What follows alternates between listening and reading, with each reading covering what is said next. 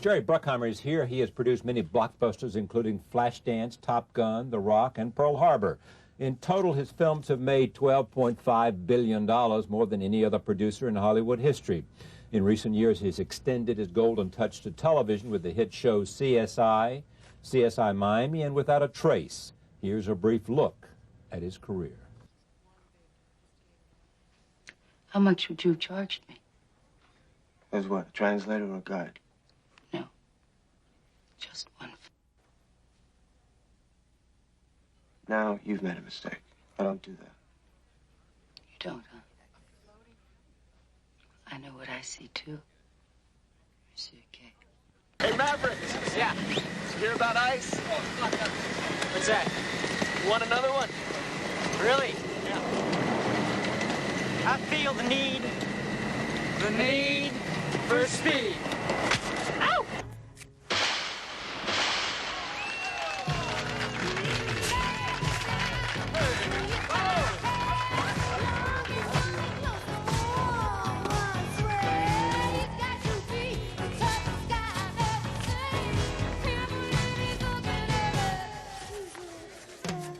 I'm telling you to get back. If you don't get back, I'm gonna blow your brains out. Please, move and I'll kill you. Don't move! Turn over!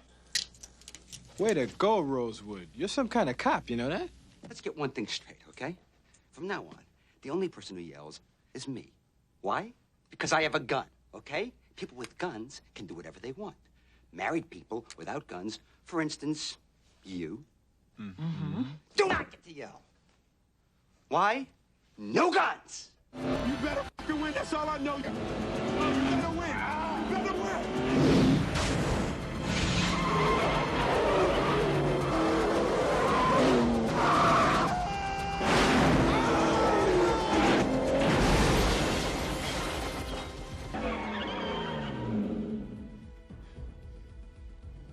Now that's how you're supposed to drive.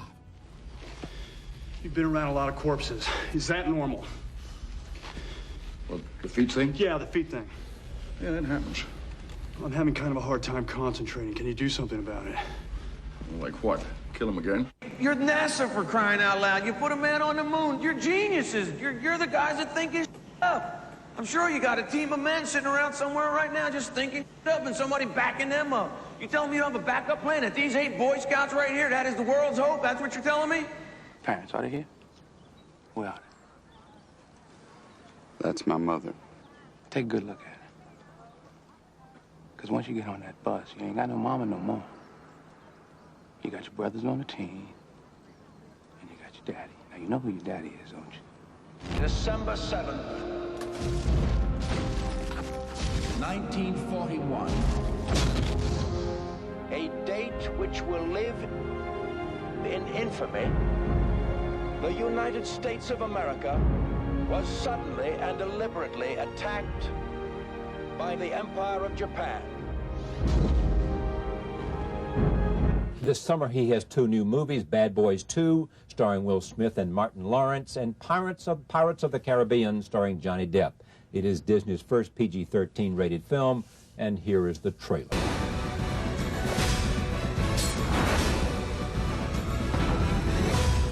Here they come.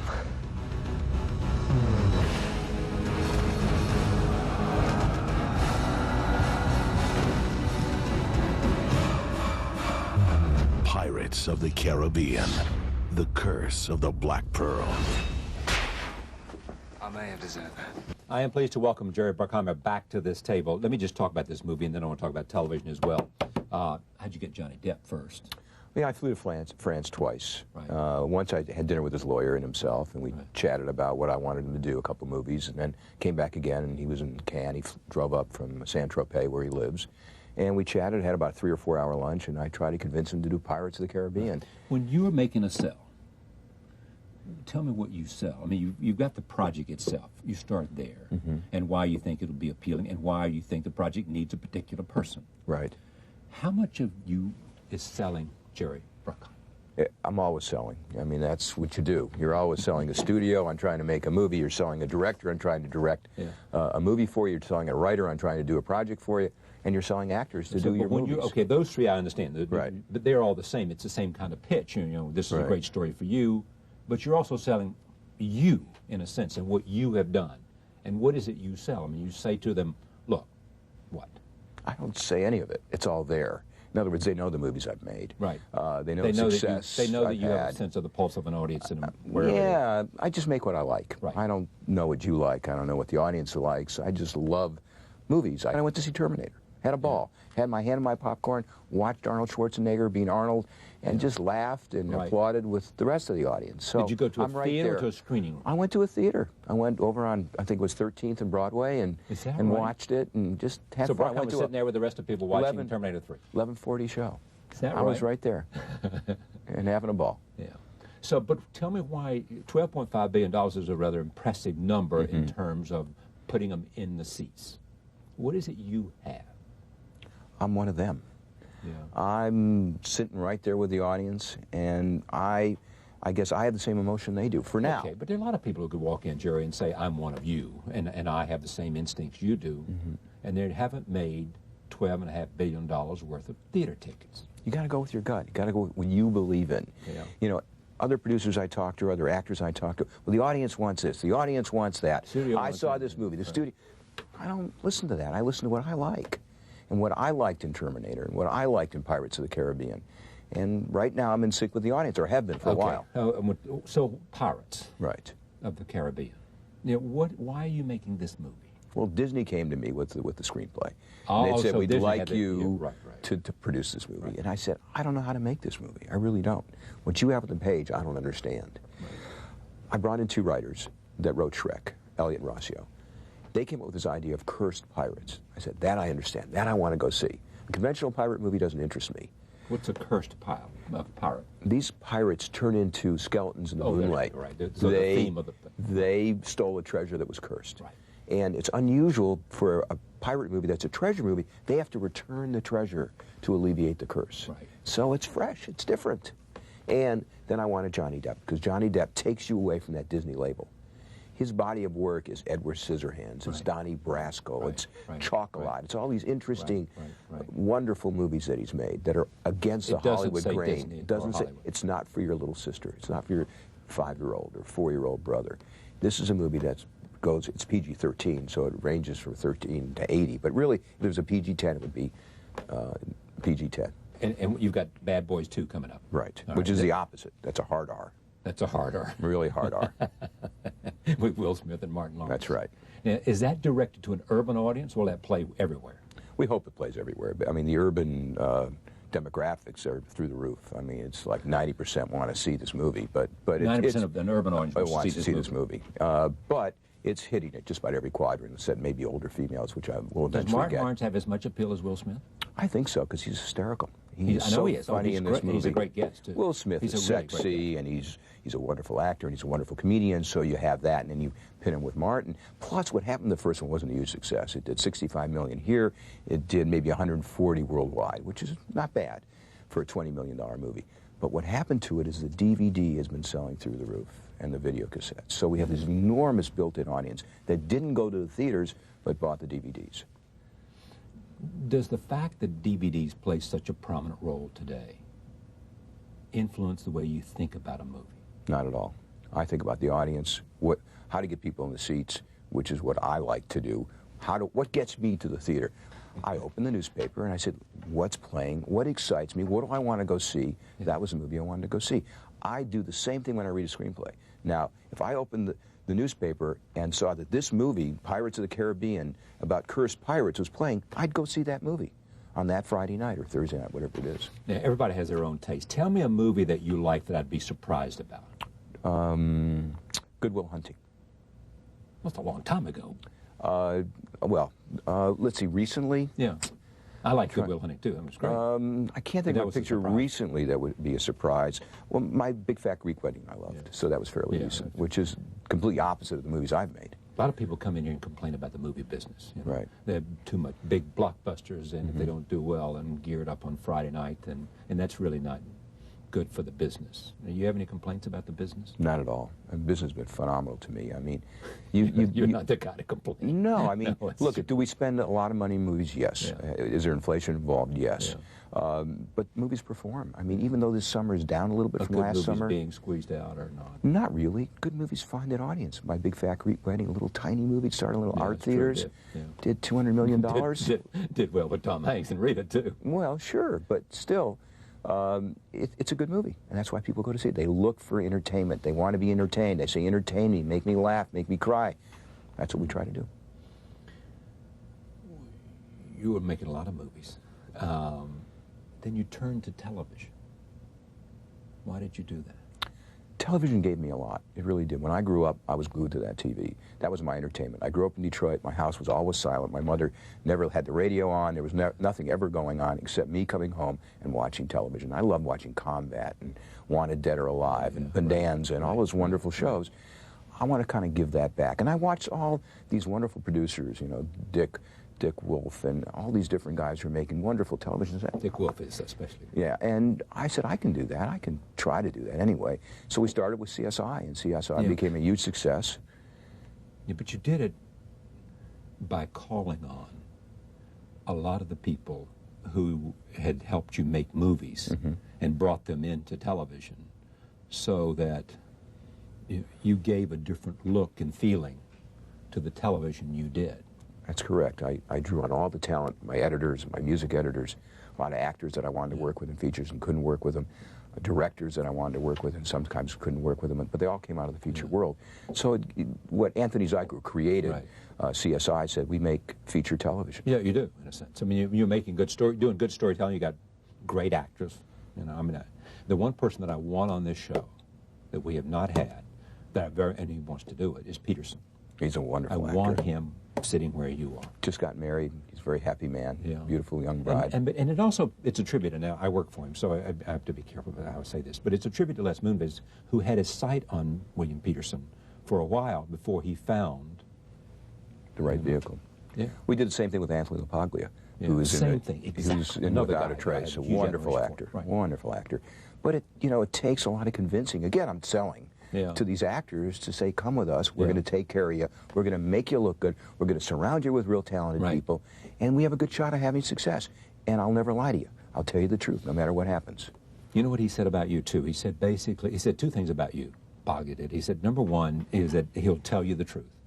And the second thing, he'll always answer your phone calls. Right. Now, what is wrong with you guys in Hollywood that you don't answer people's phone calls? I don't get it. I don't either. I return every single phone call. That's what he said. They somehow think that they've got to have 7 people place phone calls for them, and then that if they immediately answer, it shows you that they're not busy enough. No, I believe communication is the key to what I do. I communicate all the time. It's a big part of my success is being able to communicate.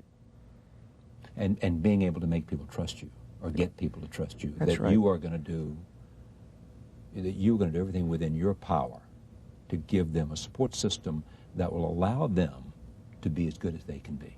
That's our theory. It really is. We try to build a cocoon around our directors and our actors and the people we work with. And we try not to let anybody enter that cocoon that will give them negative energy. We try to give them positive energy all the time so they can be as creative as possible. That's it. We don't want them to be upset about their trailer or upset about the outside world, what's happening to them. When they come to work for us, they know that they're going to have a good time. You know what's interesting, too, in terms of television? You got David Chase working in television. You got you working in television. I mean, the list is longer than that now. More and more, there are people at work in television who are doing and who are doing it more regularly, and who are doing it with greater style and skill than you see in lots of other media. See, I don't look at television as it's second to features. Right. I don't think it is a stepsister to feature. I don't think it is anymore either. But I it's see it as real strong entertainment. A lot of smart people were able to prove that it was that way. And we take care in every area, from the cinematographer to the production designer. They're carefully cast for each show. It's not just who's available, hire them. It's, we interview everybody. We make sure we have the best. Victor, tell me about is it Victoria Guerin? Veronica. Veronica Guerin. Veronica Guerin.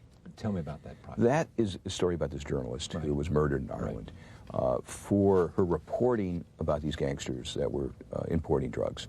And nobody was paying attention. Kids were dying. They had 5 kids from one family die, overdoses of heroin. She went to these neighborhoods. She saw what was going on, and she started writing about it. But the libel laws in Ireland at the time were so strict that she could never use their names. So she had to come up with these pseudonyms for them, like the general and the monk. But the community knew who these people were, and she put so much pressure on various criminals that they killed her. They told her to stop writing. They threatened her first verbally, then they shot her.